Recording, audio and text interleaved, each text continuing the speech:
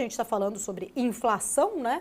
A gente tem agora os dados também da inflação aqui no Brasil, o nosso IPCA, que acabou de ser divulgado também, a meia horinha ali, o IPCA de fevereiro, que registrou também alta, 0,83%. Agora, quando a gente olha aqui para o Brasil, aí sim o número ficou acima, né? Bem acima, inclusive, das expectativas do mercado. O mercado estava pensando ali, estimando uma aceleração em 0,78%, então vem 0,83%, isso representa uma alta em relação a janeiro. No acumulado do ano, está em 1,25% e nos últimos 12 meses, 4,50%.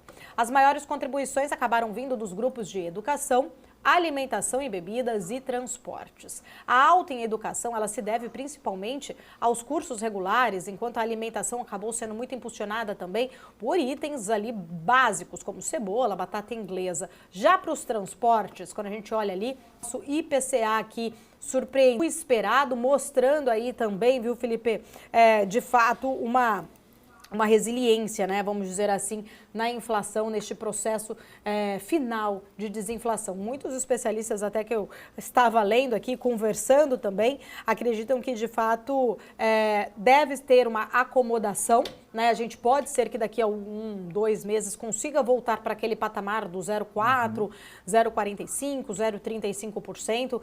A questão da educação acabou sendo, né, ali impactando os combustíveis também, mas ainda assim mostra um pouco mais dessa dificuldade, dessa última pernada, vamos dizer assim, deste processo de desinflação para conseguir convergir para a meta. Pois é, Paula, como você comentou, né, alimentos e bebidas, educação, tem uma série de pontos ali importantes que acabaram puxando esse índice de inflação, que acabam dificultando um pouco mais esse processo de desinflação, mas vale lembrar que educação, por exemplo, ele tem esse choque mais sazonal, a ler os dados e tentar interpretar, o que vai perceber que, mirando o copo cheio, que o mercado talvez tente buscar ali, tem uma leve diferença em relação a janeiro. Janeiro, os dados acabaram tendo elevação de... A difusão também, que é a quantidade, né, de itens da cesta do IPCA que acabaram sofrendo elevação, também acabou ficando menor, né? Então, tem uma questão pontual também, né, que a média dos núcleos também manteve uma tendência de queda, né, indicando que essa alta recente pode estar mais ligada à sazonalidade. Inclusive, né, com toda percepção, alguns economistas têm feito postagens, eu estou acompanhando aqui sobre isso. A própria Rafaela Vitória fala que essa queda da inflação de alimentos à frente pode trazer mais alívio, por enquanto a expectativa sobre política monetária não tem nenhum tipo de mudança. Então existe, né, essa percepção que o qualitativo foi mais disperso, não foi tão impactado como na leitura passada. Os núcleos continuam em alta, mas os serviços subjacentes estão em queda, né? Eles subiram apenas 0,44%, essa difusão menor também acaba contribuindo a essa leitura. O mercado, Paula, parece que compra um pouco dessa leitura, até porque eu estou monitorando os DIs fechando nesse momento, a curva de juros em queda, fechando 0,3, 0,4 de toda a curva. Então a curva toda está baixando depois dessa leitura do CPI, do IPCA aqui no Brasil, que é o índice de preço ao consumidor amplo.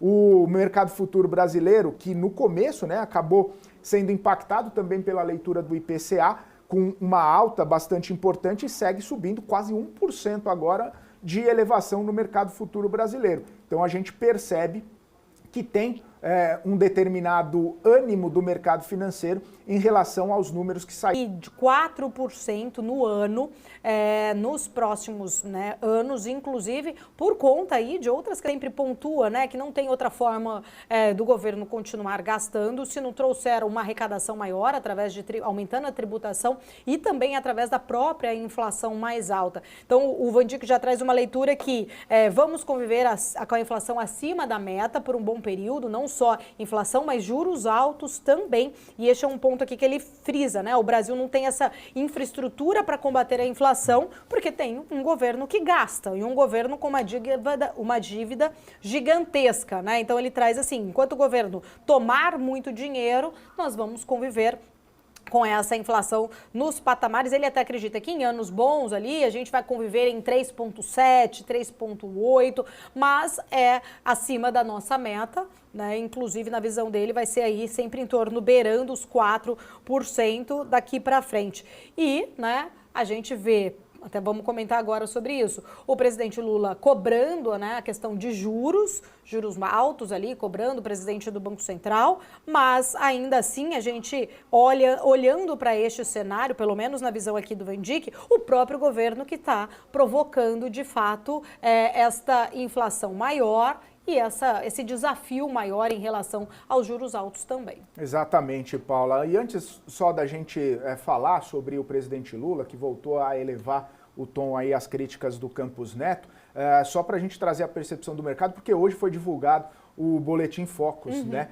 Da semana passada, obviamente, toda a leitura do mercado em relação ao cenário econômico, e a percepção em relação à inflação teve uma leve alta, né? Passou de 3,76% para 3,77%. É bem ligeira, né? É mínima essa oscilação para cima da percepção do mercado, mas já traz, né, essa reconfiguração das análises dos economistas, justamente nessa expectativa de uma inflação um pouco maior, de que o cenário inflacionário pode, né, ainda sofrer algumas pressões, algumas questões ali, mostrando que agora para 2024, mesmo estando dentro do limite da meta, né, do Banco Central, a gente tem aí o IPCA para 2024 passando de 3,76 para 3,77. O PIB também teve uma ligeira correção de 1,77 para 1,78, correção mínima, e aí câmbio, Selic e demais IPCA e PIB para os próximos anos